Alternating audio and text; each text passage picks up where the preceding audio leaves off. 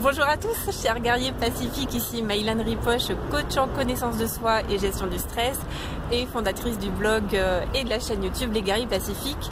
Et aujourd'hui, je suis justement avec une guerrière pacifique et je dirais même plus une stress fighteuse pédagogique en plus qui va nous parler du burn-out. Donc suivez bien cette interview.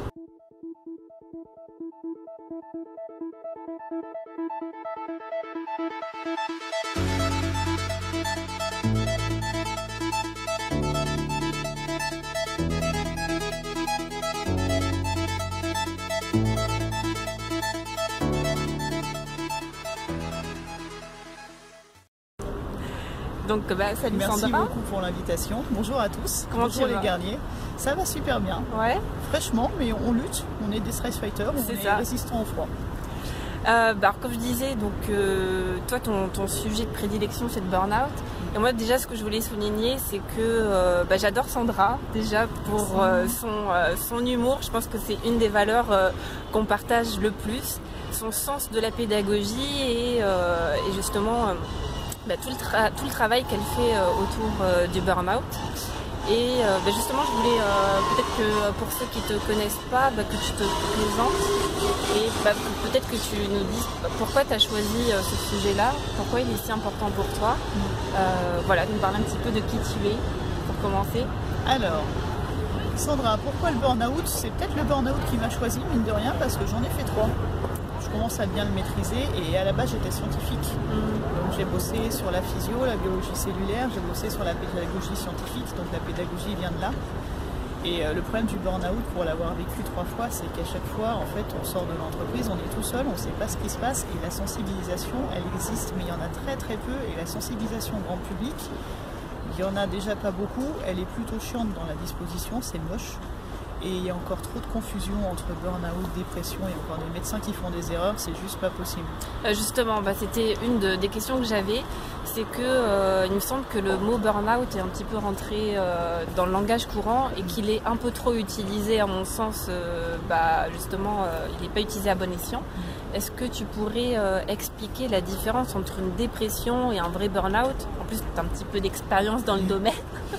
Donc vraiment, c'est quoi la différence entre les deux? Disons qu'un burn-out, on ne peut pas le rater, parce que le burn-out, c'est vraiment one-off.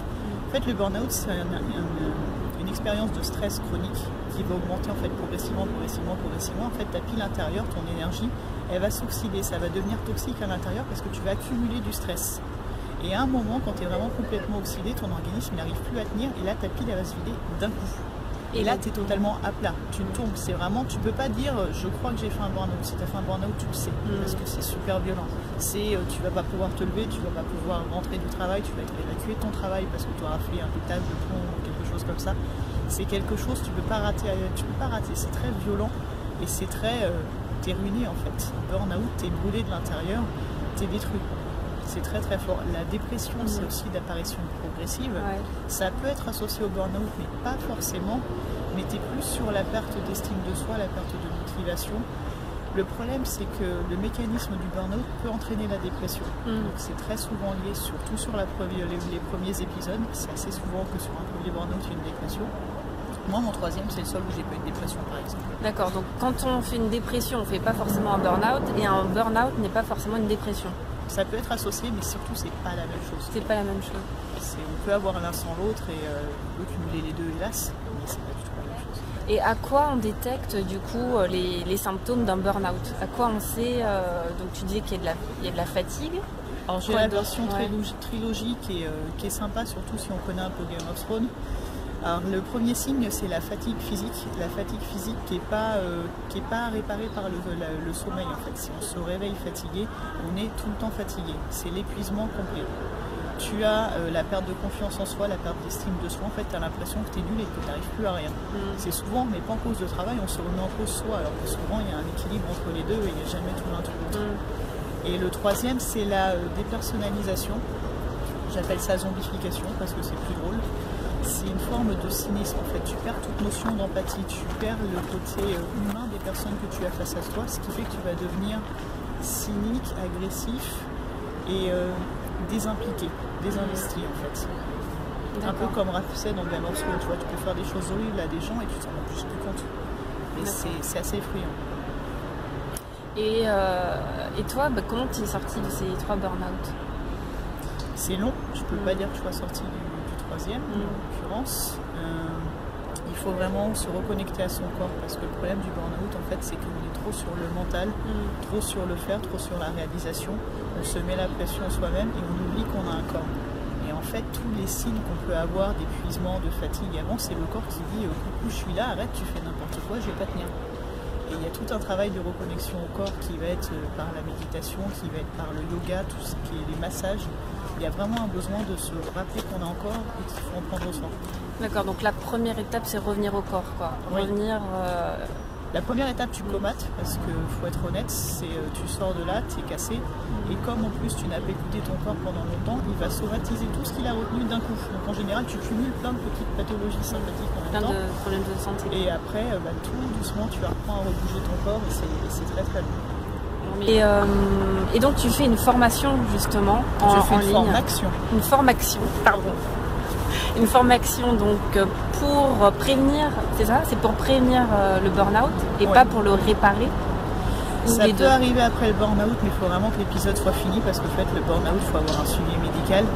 C'est une formation de stress fighter dans le sens où idéalement je veux empêcher les gens de passer du côté obscur, passer du côté du burn-out. Donc idéalement j'aimerais les avoir avant le problème, je les ai encore trop après parce qu'ils me font par le burn-out. Mais l'idée c'est ça, c'est d'apprendre à comprendre les mécanismes du stress, comprendre comment un stress chronique va petit à petit détruire l'organisme et puis après le cerveau et pour savoir le détecter à temps. Je veux vraiment former les gens à détecter le burn-out pour que ça leur arrive pas et s'en prémunir. D'accord. Est-ce que tu pourrais du coup nous en donner un petit peu plus sur le programme qui est prévu dans cette formation? Donc il y a 5 modules, c'est ça, qui sont vraiment très complets. Le premier module est offert. Le premier module est offert. Il est vraiment super intéressant et je mettrai le lien sous la vidéo pour que vous puissiez le faire. C'est totalement gratuit et puis vous allez voir la créativité de Sandra et puis tout son savoir derrière, ses connaissances scientifiques entre autres. Et puis après plein de belles surprises. C'est collaboratif. D'ailleurs, merci de participer à la formation. Vous retrouvez Mayline dans la formation avec des super conseils de guerrière pacifique. En fait, le module 1 est offert tout simplement parce que dans le module 1, il y a toute la partie sensibilisation au burn-out, c'est dedans. J'explique comment on y arrive, j'explique ce que c'est, j'explique comment on le détecte. Donc pour moi, c'est un message d'utilité publique, il faut que tout le monde puisse y accéder. Et à la fin du module 1, il y a ce que j'appelle le stressomètre. C'est un questionnaire tout à fait scientifique, je l'ai renommé pour que ce soit rigolo, pour auto-évaluer son stress et ça permet de voir si on a besoin d'aller ou pas plus loin dans l'aventure. Après, on a un module 2 qui est plus sur comprendre le stress, ses mécanismes, les acteurs et comment ils vont agir sur le cerveau et l'organisme. Donc ça aide à encore mieux le détecter. Et après, on va vraiment agir contre le stress, apprendre à faire des pauses, apprendre à comprendre sa perception du stress parce que la notion de perception est très importante. D'avoir déjà une conscience. C'est ça. De soi.